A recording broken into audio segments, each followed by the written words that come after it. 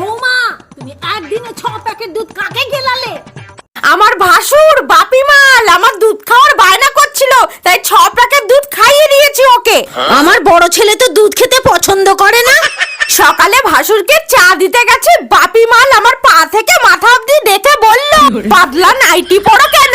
বলে আমার বাতাবি লেবু দুটো খামচে ধরলো। তারপর আমার ডান হাত ওর প্যান্টের ভেতর ঢুকিয়ে দিল, বলল আমার আগ্নেয়গিরির মতো লোহাটা খিঁচে দে। আসলে আমার বড় ছেলের একটা আলু নেই, তাই বিয়ে হয়নি। রাতে ভাই বউয়ের সাথে খেলে, ফচফচ আওয়াজ হয়, ওই দেখে আলু ছাড়া লঙ্কাটা আমার বড় ছেলের খাড়া হয়ে যায়। আপনার বড় ছেলে বলল, কি রে সুন্দরী, সব তোর মধু কি আমার ভাইকেই দিবি?